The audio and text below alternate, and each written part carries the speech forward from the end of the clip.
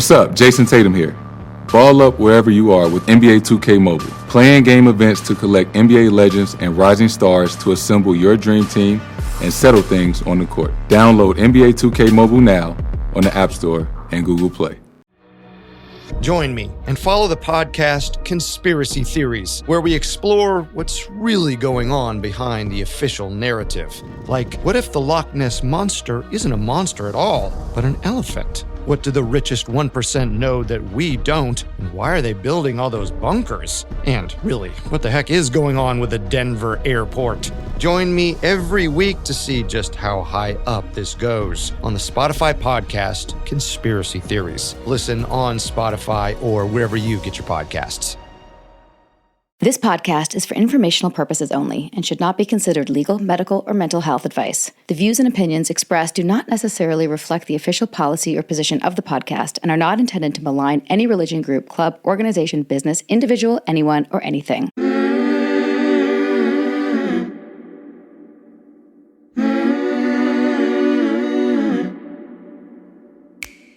I'm Sarah Edmondson. And I'm Anthony, air quotes nippy, Ames. And this is A Little Bit Culty, a podcast about what happens when things that seem like a great thing at first go bad. Every week, we chat with survivors, experts, and whistleblowers for real cult stories told directly by the people who lived through them. Because we want you to learn a few things we've had to learn the hard way. Like, if you think you're too smart to get sucked into something culty, you're already prime recruitment material. You might even already be in a cult. Oops. You better keep listening to find out. Welcome to Season 6 of A Little Bit Culty.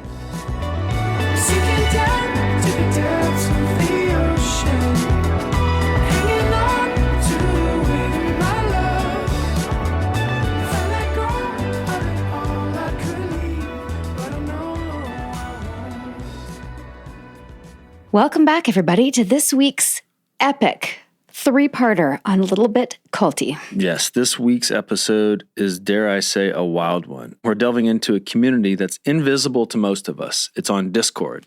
We have a Discord account. It's a little bit culty. You guys may be on it, maybe not. But not all Discord is culty. Not all Discords are alike. So it's mostly a messaging app like Signal or WhatsApp, but it also allows people to create invite-only communities, red flag, called servers. And on these Discord servers, people can log in and share info with like-minded people, others who share similar things about similar content. Like what? Like knitting and... baseball cards, Pokemon cards. There's probably a Discord for everything, including A Little Bit Culty if you join us over on Patreon. But that's not why we are here today. Pretty sure I covered that. Discord does sound harmless enough, but that's where, at least in a Discord community called the Grotto, things got a little bit culty. When I think of Grotto, I think of the playbook. I know. Grotto, it's gross. Anyway. I know. Yeah, so things got culty. So stick with us here. Okay.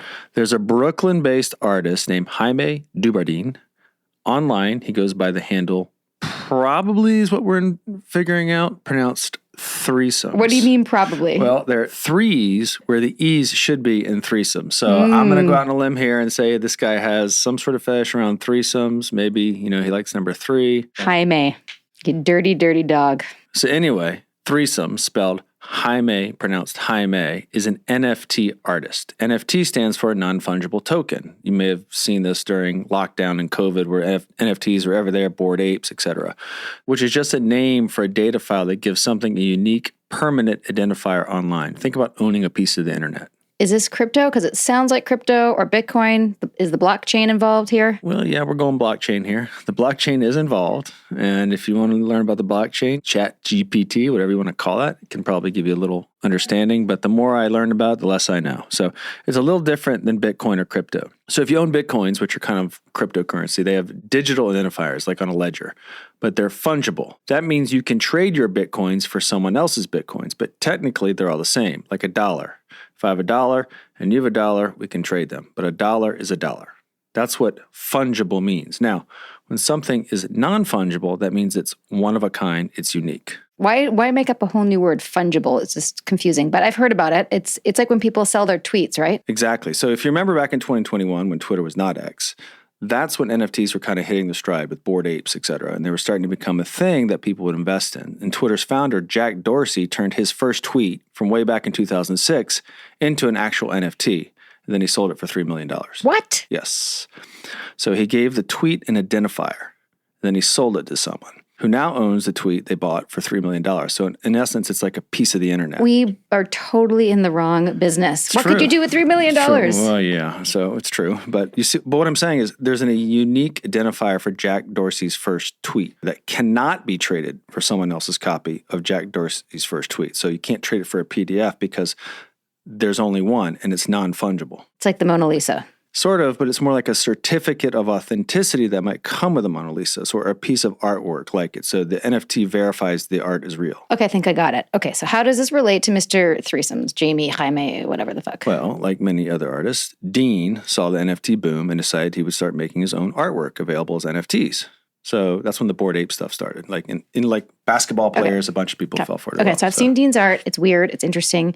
He claims that he used to be a minor league baseball player. It's part of his total bullshit. Part of his backstory. So he takes old baseball cards, reimagines them to be, say, something more subversive than you might imagine a baseball card to be, right? Yeah. So there was one of his projects. He'd take an old baseball card and make them into like an absurd imagery thing. So, for example, he took an old card of Curt Flood, and Curt Flood had his own controversy when he was playing as he pushed up against, the powers that be in free agency. But he was an outfielder for the St. Louis Cardinals in the 60s, and Dean painted the card to look like Curt Flood was a cardinal in the Catholic Church, racy guy.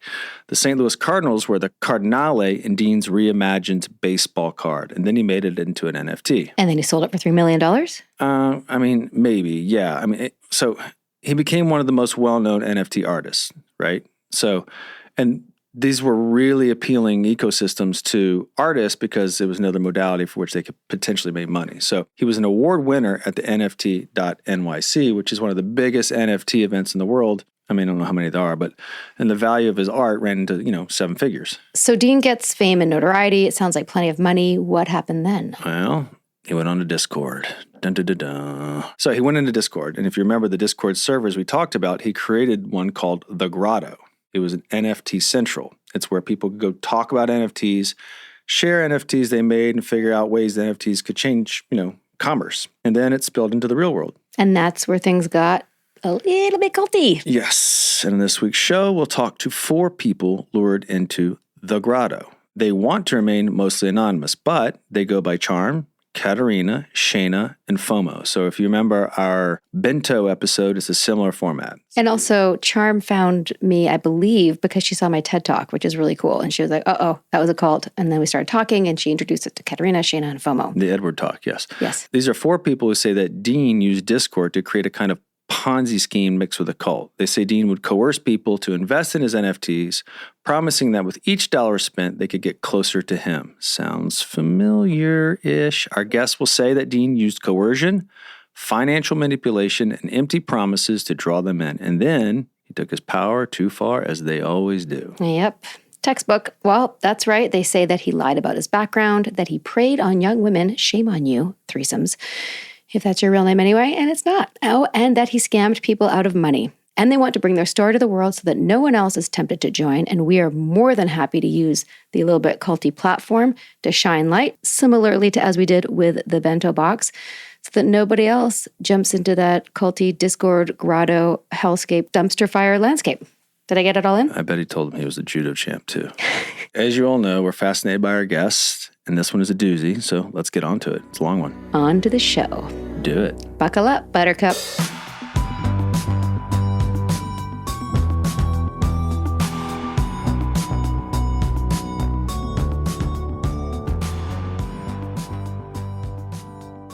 Charm, FOMO, Katerina, Shayna. This is our second ever 4-person podcast episode extravaganza, tackling a very complicated subject. Looks like a Brady Bunch screen here. Before we get into your stories, I know we need to lay a little bit of foundation for our audience. Charm, why don't you kick it off? Tell us what you think the audience needs to know about this wild world of crypto and NFTs. Sure. First off, I think we just want to thank you, Sarah and Nippy, for providing a safe space. This was a very difficult decision for us to come forward, and there's been a lot of mixed feelings, not just amongst us who are on the pod today, but we are part of a much larger group of people who are affected and hurt. And, I think we've all felt anger and hurt and shame and embarrassment and a desire for justice. So we're really coming forward hoping that this will help others not fall prey to something similar. Nippy, I just wanted to thank you for that idea that nobody joins a cult on purpose. And Sarah, that cults come in all shapes and sizes, because the Grotto, which was our cult, did not look like a cult. There were no self-improvement courses, no enlightenment, no like robes or aliens or Valhalla, none of the fun stuff. It was just this online community of like-minded art and crypto enthusiasts. And at the time, NFTs were exploding. Bored Ape Yacht Club was all over the news. Like pictures of monkeys were selling for hundreds of thousands of dollars and having star-studded parties and events. And there were a lot of these communities. And this was just ours, the Grotto. It seemed like a safe space for us because it was online. It was in a Discord, which, if anybody is as old as me, is like an AOL chat room, if you would, like a message board. And so how dangerous could that be? Within that Discord, we all had screen names, and we were all challenged to live in character and be our most true selves. We were part of this larger performative art project, and it was just a ton of fun, honestly. There were inside jokes, and we had our own terminology. We even, at one point, we had our own money called Three Penny. Like, it was good. It was inventive. It was innovative and exciting. But what we also had was a really controlling leader. And I think anytime you have a leader with like narcissistic and sadistic tendencies, like it's where you see a fun culture devolve into a cult. Our leader was named Jaime Dubar Dean. Jaime sort of spelled like Jamie, but Jaime. And he referred to this as his dead name. And that's because if you Googled him, he had a checkered past. He had failed business ventures and financial troubles. And some of the stories he was telling about himself and as his artist persona end up being untrue or exaggerated. Like he tells everybody, like even a small thing, that he had bone spurs and old ball playing injuries. And then we find out later, or he told some of us, that he actually just had ingrown toenails, like to that level of lies. He claimed to be a professional baseball player in the minor leagues and to run a minor league team, but we can't find any evidence of that online other than him playing in college. And just anything where there was a kernel of truth, he could spin that into, a tall tale. And that's fine for his artist self, I guess, which had its own name. This part's embarrassing because he went under the moniker of Threesomes, THR33SOM3S, Threesomes. And Threesomes was how we knew him. Most of us didn't know his dead name, and we didn't till after in many cases. Threesomes had another persona that he would slip into when we were at in real life events with him called Threesies, which allowed him to just sort of be his worst self around all of us. But to him and around him and about him, most of us just called him Three or Threes. And the reason I go through it all is I'm sure all of us is going to call him something different, being Jaime, Jamie, Threesomes, Threes, Threesies, or Three, and it's all the same guy.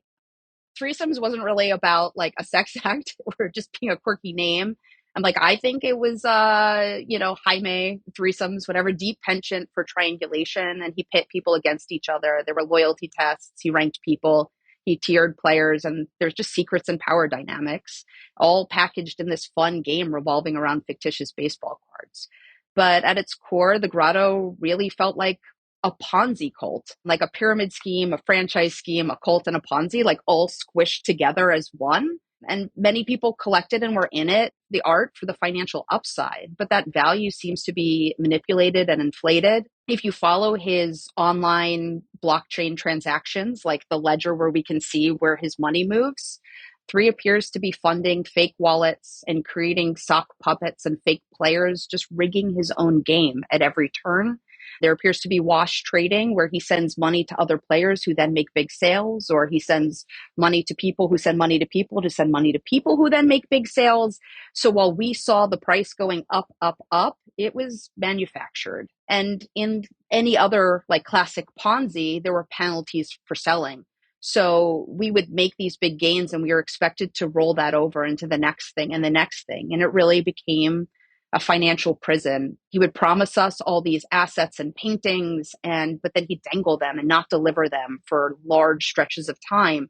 And in those times, there'd be more money to spend, and only those in good standing could claim. Upon leaving, there was wrath, there was bullying by threesomes, and also we like the term that you coined, flying monkeys, his inner circle. And with the women, you'll hear the abuse is obvious, but it was a lot harder, especially for the men to leave, to realize those financial losses and admit to their families and themselves that they were tricked. Welcome to the Grotto. It's quite a sales pitch. Tell us a little bit about yourself. Who are you and what was going on in your life when you met Jaime? Sure. I'm a photographer. I live in New York City. I am an artist and an art collector. At the time when I got caught up in all of this, you have to remember it was right at the tail end, the pandemic was still happening and crypto is booming. And I think I felt very vulnerable and lonely. And I'd been parenting for, years nonstop. And I was lonely. I wanted community. I wanted to feel like an adult again. And it was sort of the perfect storm of everything to get me involved.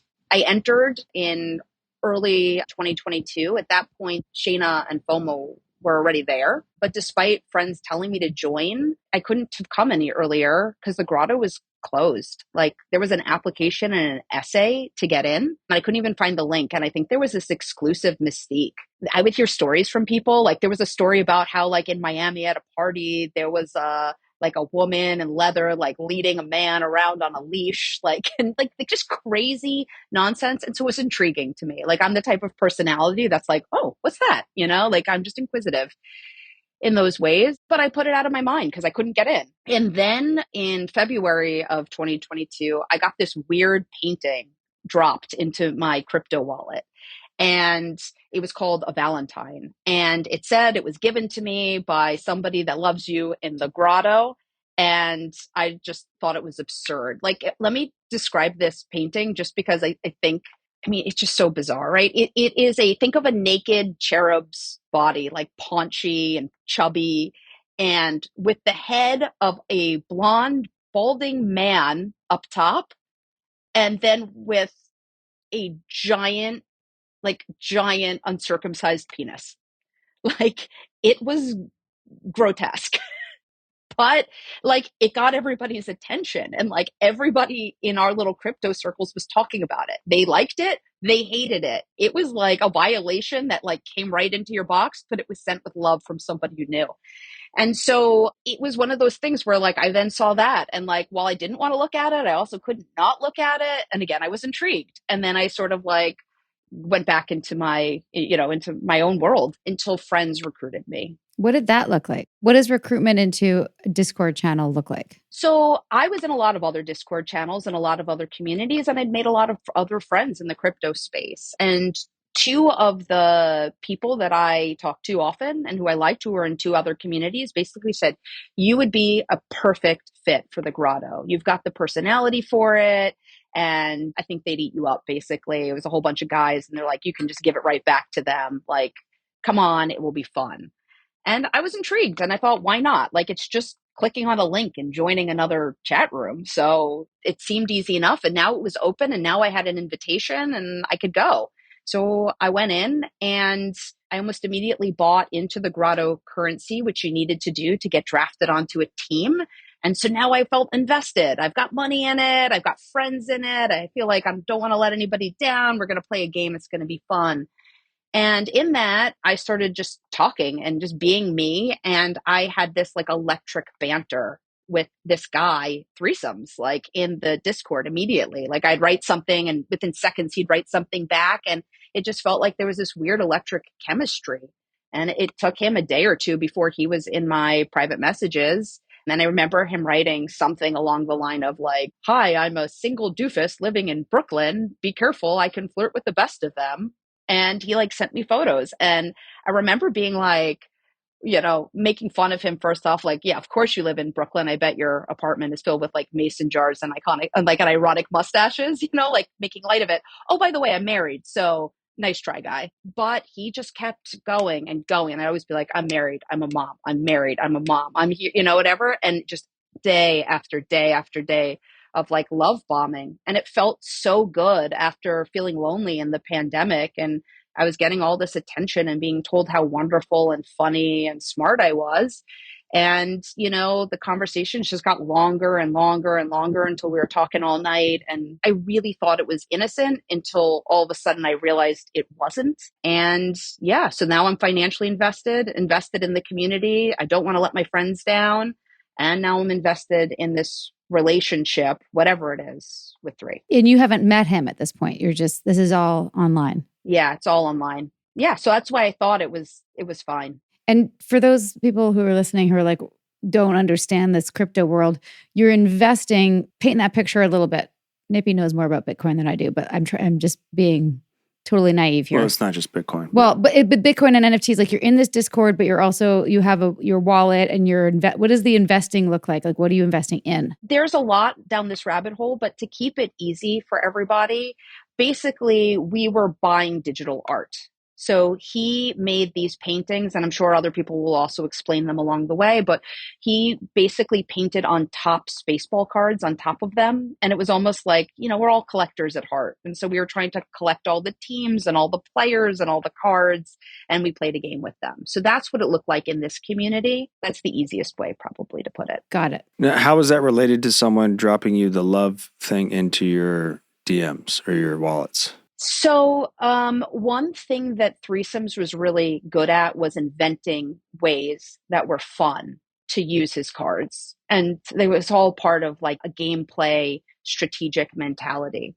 So for one of his drops, the Valentines, people only got them if they sent them to other people. So they had not seen the painting. This was sight unseen.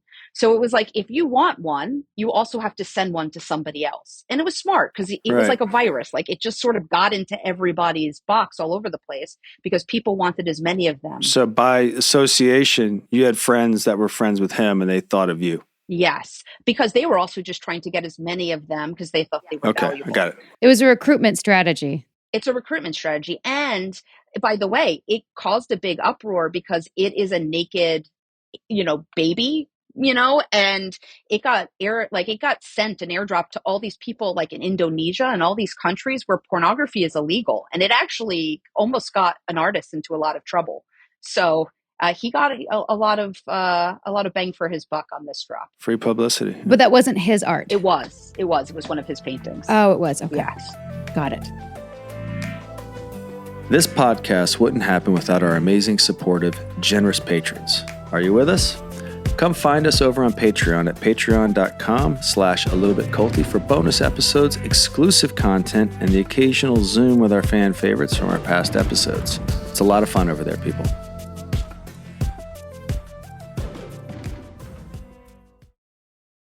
The Frankies were a picture-perfect influencer family, but everything wasn't as it seemed. I just had a 12-year-old boy show up here asking for help. He's emaciated. He's got tape around his legs. Ruby Frankie is his mom's name. Infamous is covering Ruby Frankie, the world of Mormonism, and a secret therapy group that ruined lives. Listen to Infamous wherever you get your podcasts. Meals bring people together, but for many families, providing their next meal can be a challenge. You can help by participating in Macy's annual Feeding the Hungry food drive. All proceeds go toward local food banks and families. Now through January 31st, you can purchase an icon in-store or online, or watch out for the blue Feeding the Hungry shelf tags, where a portion of your purchase will be donated to local pantries.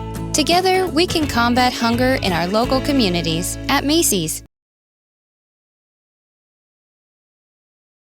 You've heard from our sponsors. Now let's get back to a little bit culty, shall we? Well, thank you, Charm. FOMO, can you tell us your story, who you are, and how you got introduced to all of this? Hi, Sarah and Nippy. I'm an art dealer, and the idea of NFTs, of kind of transferring some of my assets to digital from physical, seemed really wonderful, especially after the pandemic. So I discovered his work kind of by accident early on in the project. And this is before any marketing or promotion or recruiting on his part.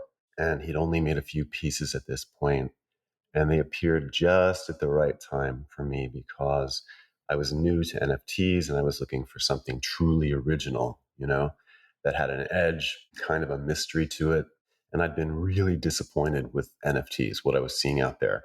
The market was flooded with slick, polished, gimmicky, derivative artwork and stuff that was easily digestible. So his work really was a breath of fresh air. And I would like to describe it to you, actually, what the things actually look like, so people can get a better idea.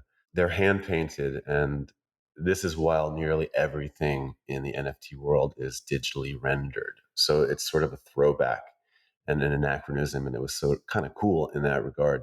And the style was like outsider art. It was clumsy and gawky, and the figures were painted in gouache, and the technique was really bad. And the paint was sometimes just piled up like wads of chewing gum, and it was so strange. And he clearly didn't know how to use the medium, you know, but you could tell that he took himself seriously. That was the weird part. And the subjects in the paintings sort of demanded that you take them seriously.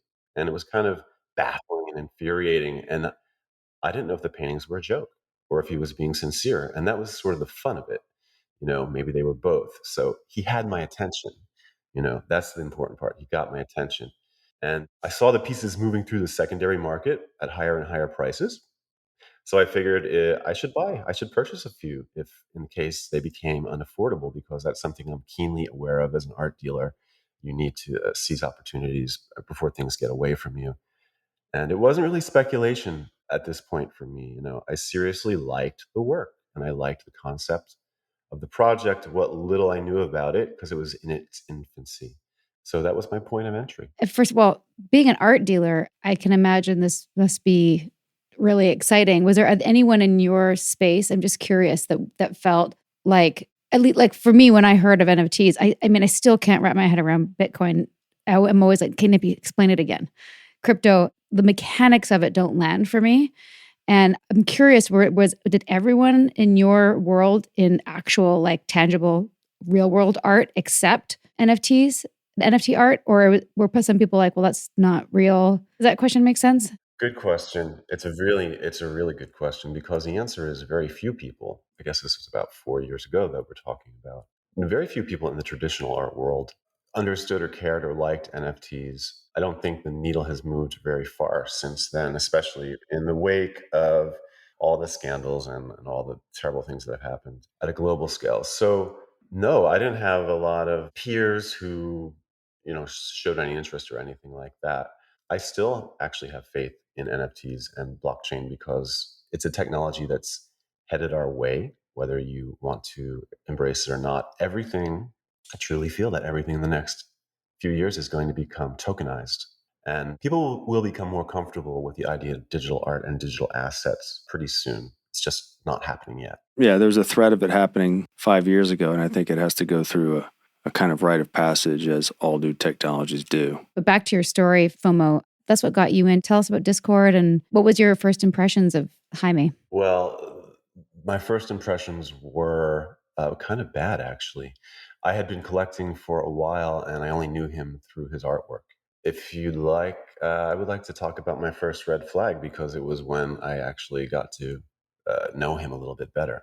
He had the Grotto going at this point for a month or two, and I got in pretty early. I got in about 60 days after the project started. It was only basically a Discord chat at this point, which is, a chat room. But after a few weeks of casual collecting, he invented something called Grotto LFG, live from Grotto. This was actually at the behest of someone within the project, which I found out later, our only female collector at that point, but someone with whom he would have a falling out pretty quickly, unfortunately, and not surprisingly. But I was there for the first one. I was there for the first LFG, and it was truly a dreadful experience. It was my first red flag. And it was him doing a 1 hour monologue speaking, where others could comment and post memes in real time if they wanted, which of course turned into a bunch of guys airing grievances and complaining about and putting down women for fun, and talking about sex really in the most adolescent ways, and posting vulgar memes and gifs meant to shock and amuse us, I guess, right? Because it was only his voice going on and on. It was a single point of view, and with posted comments that people would make, and it kind of inspired him to tap into some very angry very negative energy, which is a big turnoff for me. And immediately I suspected it was a platform for him to kind of explore the worst version of himself, in my opinion. And I had a sinking feeling that I had no place in the culture and that he was creating, but I did love the art. And I feel that you can like someone's art without liking the artist. That's one of my beliefs. And so I just kept collecting, and I stayed pretty much invisible for the first year of the whole project because I was so turned off. And that was my first impression of the Grotto. And first red flag. Let me back up for 1 second. Both of you have said the term the project. What did you think the project was? Like, was the project the Grotto and the art? A gamified art collecting project. I mean, to refer to an ambitious art piece in the art world, a lot of people just use that terminology, a project, because it's sort of bigger than one person or one gallery or one collector, you know. But it was an art project that was disguised as a cult. And we're going to get to that part. Right now, we're still in the good days. Just a quick question, FOMO. Like, theoretically, anything can become an NFT if you digitize it, right? Yes, I agree. Yeah. So, like, I could digitize my Yeti here, but nobody would be interested. But if I digitized, say, a ticket stub from the 1977 World Series, someone might want that, right? Yeah, maybe, possibly, yeah. Like an event. That's one of the ways I heard him described. Like, you could, a rare ticket stub to a concert or something might be worth something as an NFT. Yeah, if you can convince someone that it has value. It's like baseball cards. Pokemon. It's like anything in the world. If you can command a high price for anything, right, if you convince someone that it has value and is useful somehow, okay, and that other people want it. It has to be a market for the thing. All right. So Katerina, hi. Hi, Sarah and Nippy. I'm pleased and a little bit nervous to be here anyway. So, should I talk about my first impressions, how I got there? Yes, tell us where you are so our audience knows that you're live via satellite from Vienna. I am in Vienna, I'm in Austria, and I was in Berlin in July 2022 where I was studying language. It was my first month outside of my home country, which is Ukraine. And it was the 5th, I believe, month of war, of the full-scale invasion. And so that was the first point where I basically left the country. And I went to study to better my language. And then I was living in Berlin for 4 months. So what I was doing simultaneously was painting. So I was starting to basically explore myself as an artist. And I started exploring the NFT scene because, it all can be traced to the war situation. It was very important for me to be able to do something with my own skills, with my own abilities to somehow help my situation, my family, my country. So I was 2 weeks into the NFT scene, had like 30 followers on Twitter because Twitter is where this is situated heavily. And I created an NFT of my first little painting. So within 2 weeks, I stumbled upon a bidding war on sort of a Henrik piece, what we can call it. Henrik was one of more or less famous traditional artists in the space. And Threesomes was the one who won the auction. So I clicked on the handle, and his profile description said, benevolent god of the NFTs, or something along the lines. So it made me curious immediately what kind of person wears his ego on the sleeve this blatantly. And I wanted to see if he presents anything of himself. Is there anything to back this choice of words? So a link to the project was pinned. So I followed it, and I ended up in the Grotto, in the Discord.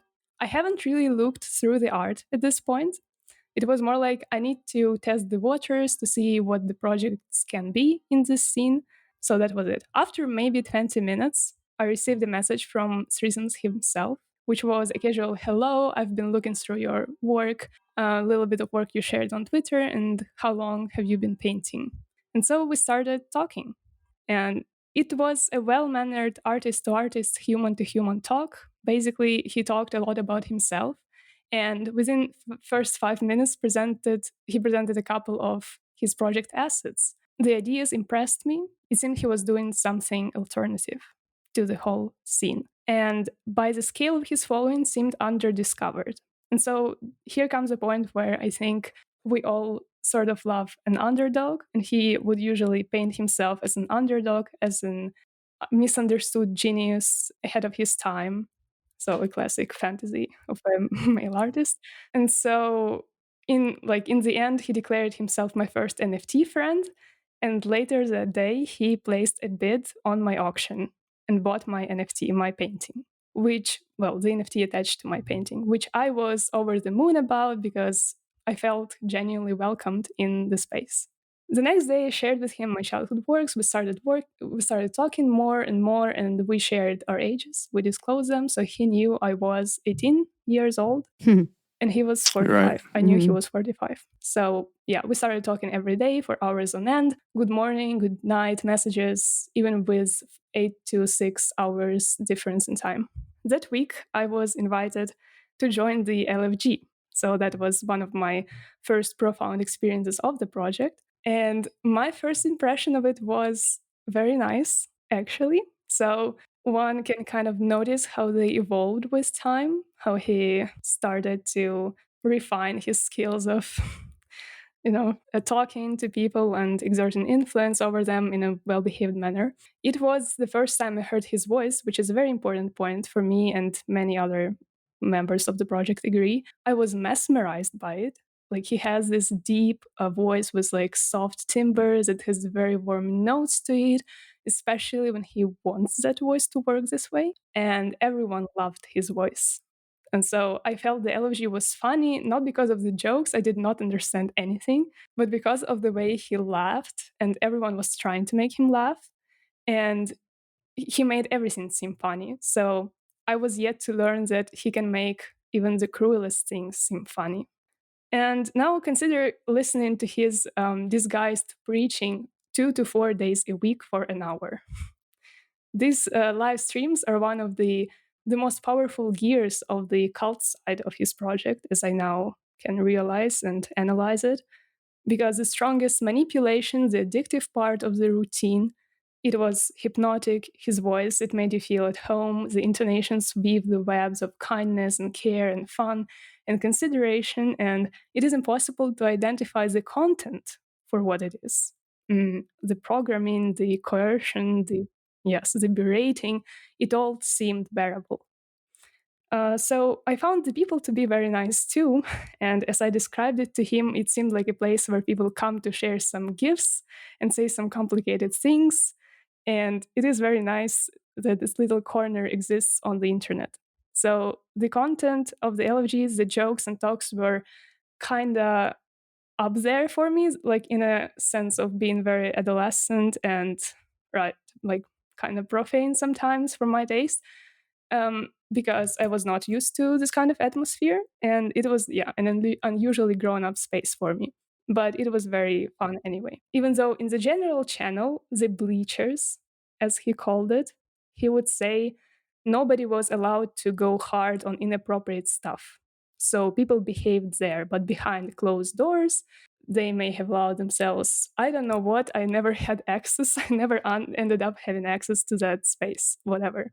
Maybe it was, I am sure it was just the way he painted everyone. Anyways, that's what he said.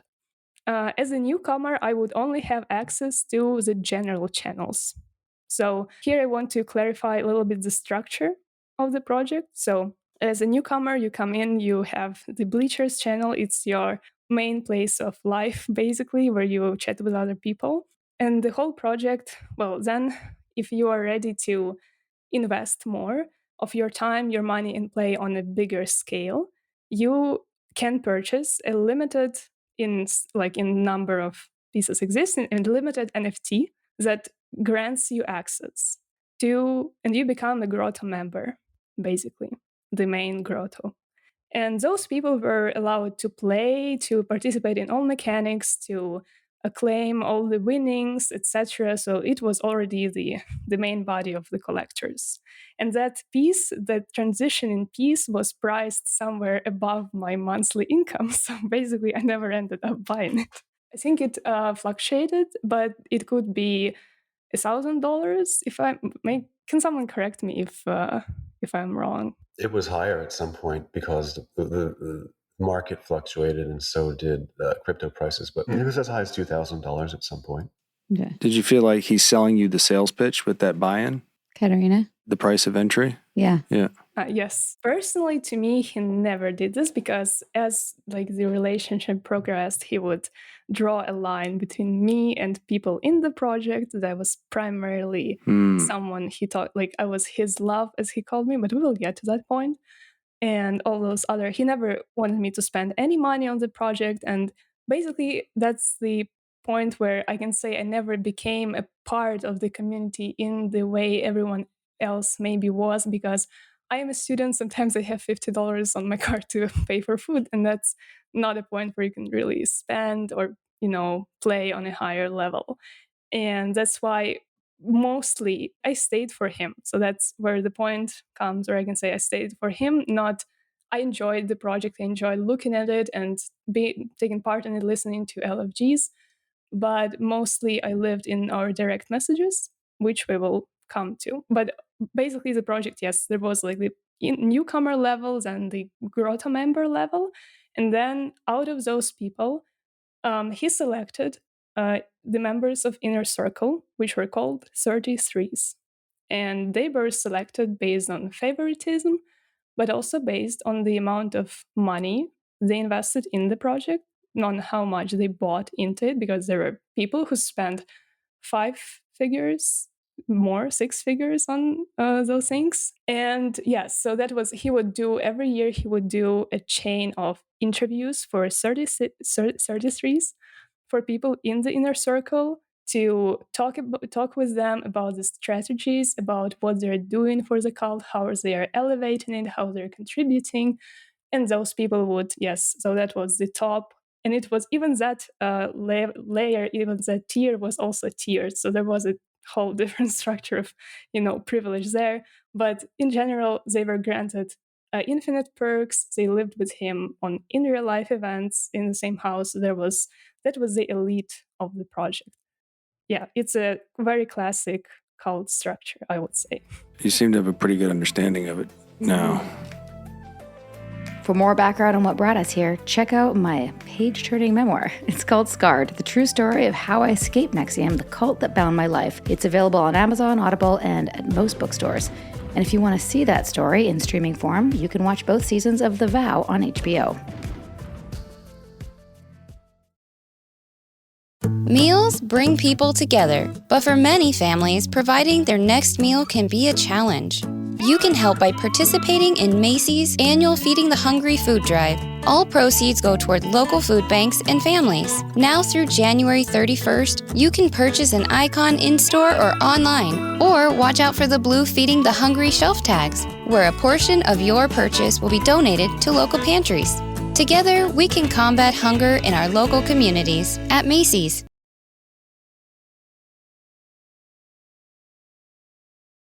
You've heard from our sponsors. Now let's get back to a little bit culty, shall we? I want to hear, what was this world like at the beginning, before shit turned bad, before you knew who Threesome really was? Paint the picture of a heyday. What was the heyday of the Grotto? What were the things that kept you coming back for more? What was exciting? I mean, obviously we've touched on love bombing and feeling special and actual art for you, FOMO. Well, all of you. Obviously, there's these different elements somewhat, but a similar drive to be part of this amazing project. What was that world like? Sure. So I could speak for myself. It was just fun. Like, it was a silly place to just like go and to be yourself and to like let it all hang out. We were all encouraged to like be ourselves to 11 and to like live in this character world. And like, again, after the pandemic where it felt so depressing and like financially stifling and just depressing. I'm just going to keep saying that word. Like, this felt like a bright spot for us. Plus threesomes had this game and it was fun and we were on teams. And I think that that's a big piece of it for us. All of us who have felt isolated and alone in the pandemic, we're now on teams and getting to know people from around the world. And like, we had jokes and it was just nice. It felt like a hug in those, respects. And then I think all the women could talk about the fact that our relationships with threesomes himself, like in the good part, just sort of like deepen and deepen and deepen. So, for me, that turns into, and just to keep it short, opening up my marriage for him. He certainly pushed it in that direction.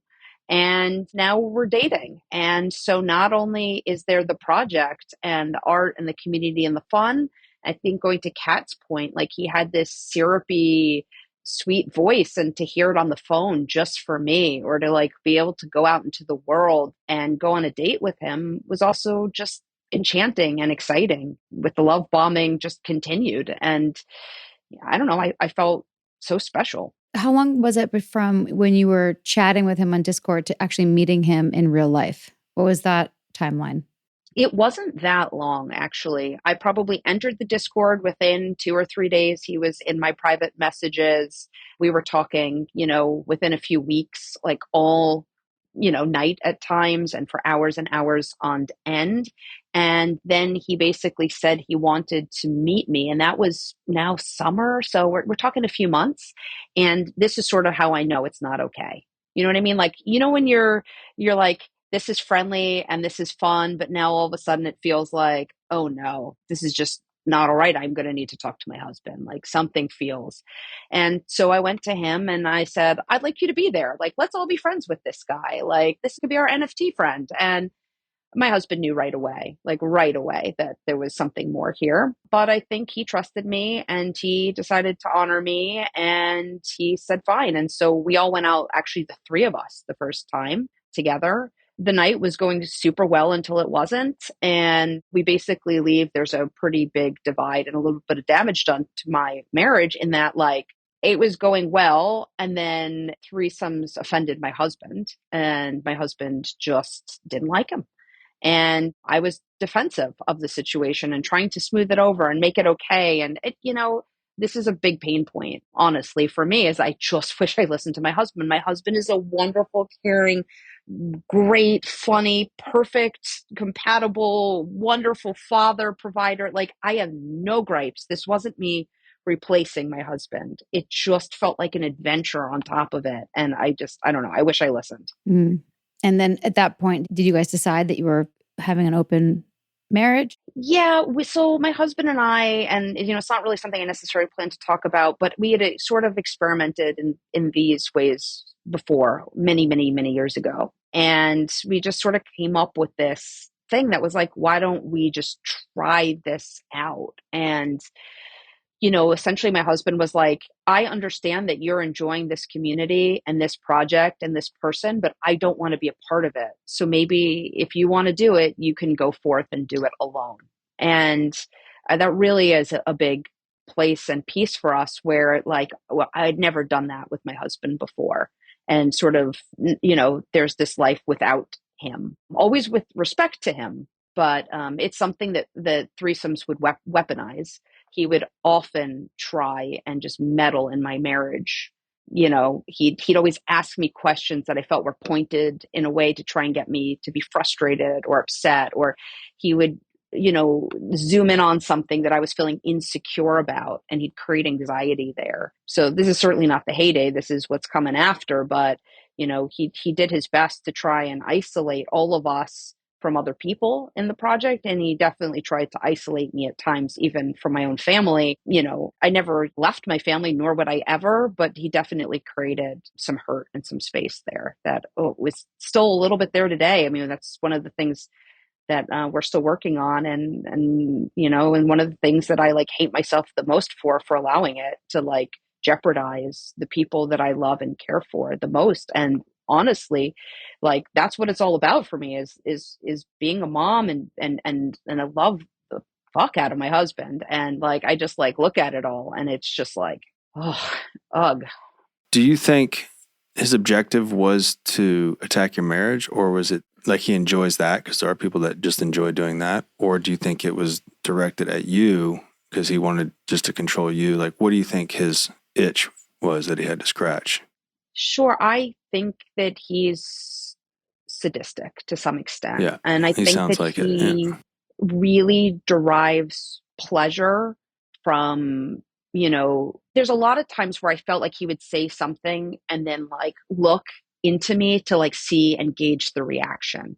And a lot of those times he would say things to me, they were hurtful, sometimes veiled and sometimes not. Like I got conditioned to the point where he could say something fairly terrible to me, and I would just wait for him to finish because I knew we couldn't go on in the conversation until he had gotten it out. Like that, and I just became used to it, which sounds ridiculous because I'm a very strong-willed, like proud person. I have a lot of ego too, but like it was just happened so slowly over time. I saw it almost as a fault in him that he had to do this to make himself feel better, but in it, I certainly was taking a tremendous amount of abuse. And yeah, I think part of it was power to feel like he could have anybody whenever they wanted, however he wanted. And that was to have control over me. And like I said, money was not a place where he could control me. I had enough. I didn't need his. So instead of money, he really had to lean hard into the love bombing and the promises of a relationship. It was just another tool. Right. You know? Right. You found your pressure point. Yeah. And he really figured out how to like ignite my like anxious attachment style to like a million, where like, you know, he'd be so present and then he'd be so missing and then I'd be so freaked out. And like, we just did this dance over and over again. And I hate myself looking at it. Like, I just wasn't my best me in it. And I don't even know that I enjoyed it. There were times I would ask myself, am I even enjoying this? But I just kept going with it, I think, based on the anxiety. And I was just so invested in now financially and in him and in the group. And my marriage has taken hits because of it. And I'm like, this must work. Like, because I was too far in. It's called sunk cost fallacy, you know, trying to get your investment back financially and emotionally. But I have to recommend an episode that we did with Alexander Stein, Dr. Alexander Stein, and she specifically looks at attachment styles and how these leaders use them and how that dance, what you just said, is specific to how the abuser keeps the victim on that hamster wheel. Great episode, great book. It's called Terror, Love, and Brainwashing. Shayna, you've been quiet so far, and hearing everyone's stories here has clearly really affected you. Can you tell us a little about that? I'm surprised because I really thought I was over it until I heard Katerina's like such apt description of the tiered cult structure that we were in, you know? And it is so funny because it was all such a joke. It was in a sense, like a halfway self-aware joke the entire time that we were in this structure. Like that we were instructed to LARP and increase the cult-like quality of this thing, or, you know, that it was a joke that he was a leader, that it was a joke that he was a god. And then like there would be certain things that he would say at key moments where it got so creepy, it suddenly was not a joke. That was the weird reality check of it all. I've been a video artist for a really long time before it made sense to the traditional art world of how to make the work archivable or how to distribute something that's intangible in the way that video art is.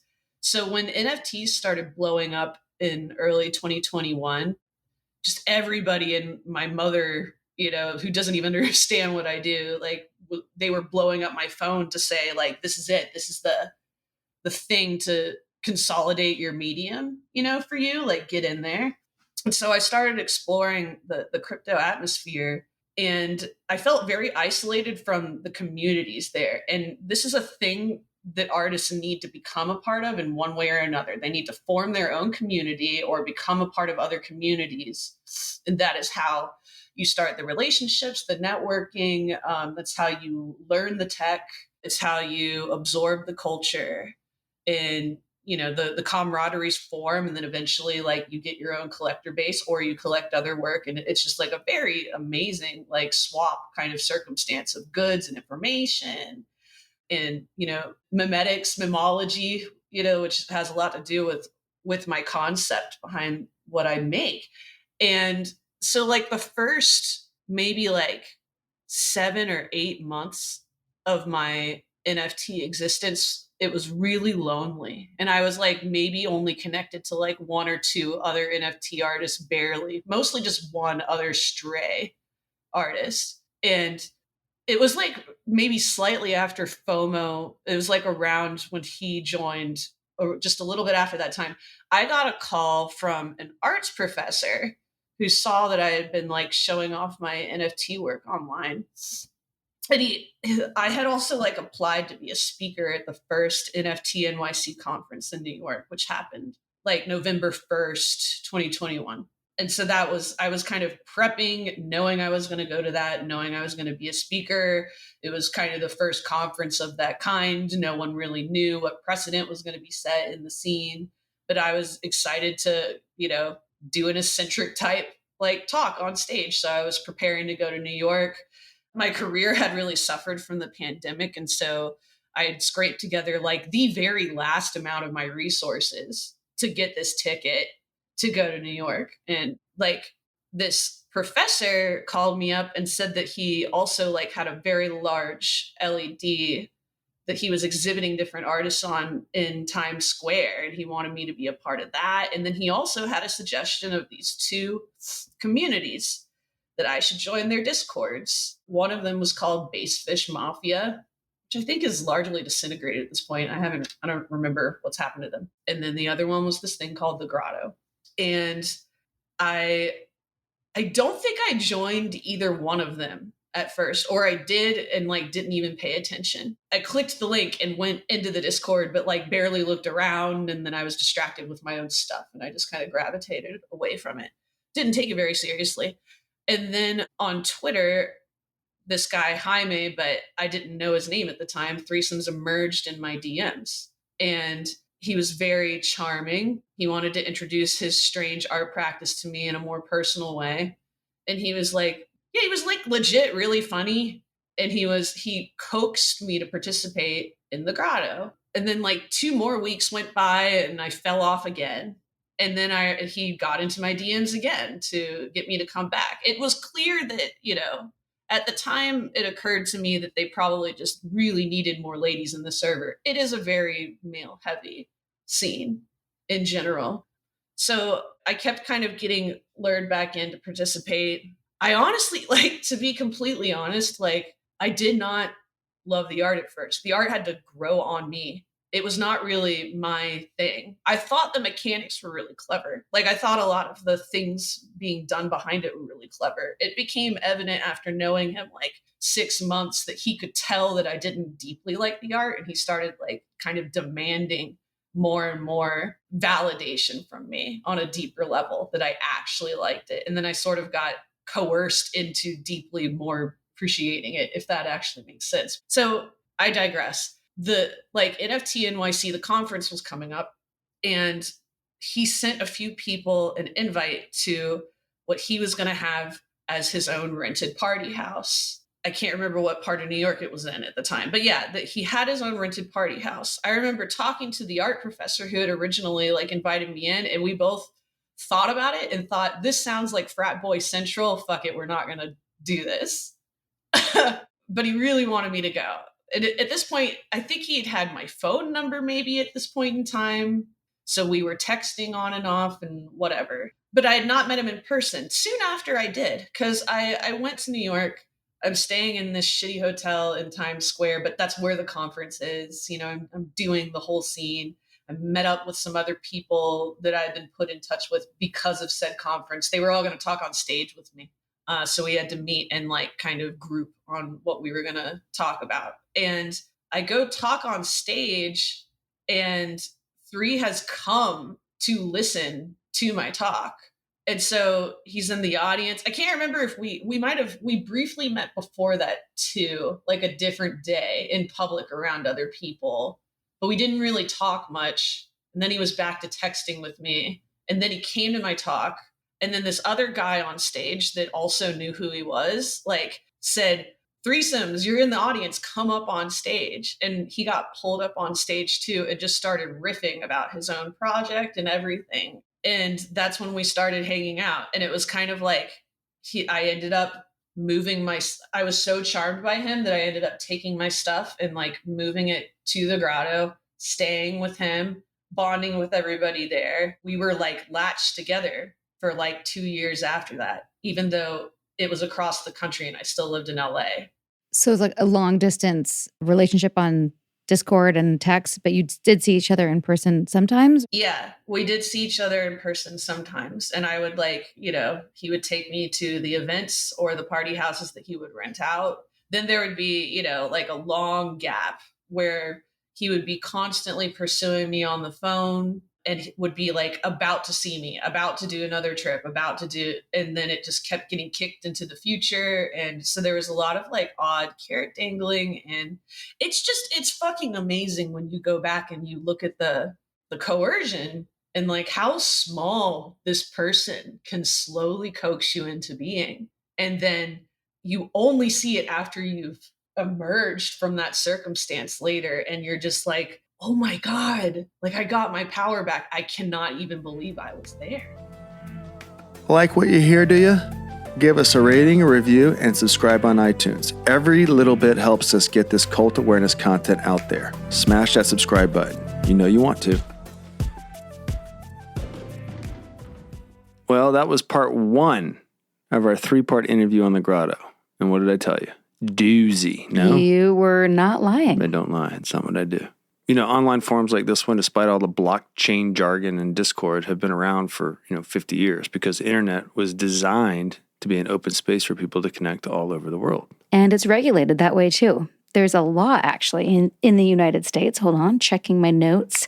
There's a section of law, Section 230 of the Communications Decency Act of 1996, that makes sure that companies provide a space for online conversations aren't seriously punished for the actions of their users. The internet that Keith Raniere invented. Yeah. Right. So that often puts an onus on people like Charm, Katerina, Shayna, and FOMO to monitor those communities, to police them, which is not easy, and it's very brave of them. It is. It is for them to step up, and because it's not really actually fair. They shouldn't be doing that. They should be able to just communicate and be with each other and not feel like they have to police each other. But, these sociopaths, alleged sociopaths, can slide their way into any group, DM, whatnot. Well, and that's why it's brave of what they're doing to fight this. I mean, it takes people to go out and sound the alarm. So appreciate that. And that's what they are doing. We are going to hear more from our Brave 4 guests this coming Thursday. That's part 2. And then part 3 will be on Monday. So 3 parts to this epic extravaganza. I hope that you're enjoying it. Stay tuned for part 2 and let us know what you think. Until next time. Bye-bye. Sinking down to the depths of the ocean. I'm hanging on to the weight of my love. If I let go of it all, I could leave, but I know I won't. Thanks for listening, everyone. We're heading over to patreon.com/a-little-bit-culty now to discuss this episode. In the meantime, dear listener, please remember, this podcast is solely for general informational, educational, and entertainment purposes. It's not intended as a substitute for real medical, legal, or therapeutic advice. For cult recovery resources and to learn more about seeking safely in this culty world, check out a-little-bit-culty.com/culty resources, and don't miss Sarah's TED Talk called How Cult Literate Are You? Great stuff. A Little Bit Culty is a Trace 120 production, executive produced by Sarah Edmondson and Anthony Nippy Ames, in collaboration with producer Will Rutherford at Citizens of Sound and our co-creator and show chaplain / bodyguard, Jess Tardy. And our theme song, Cultivated, is by John Bryant.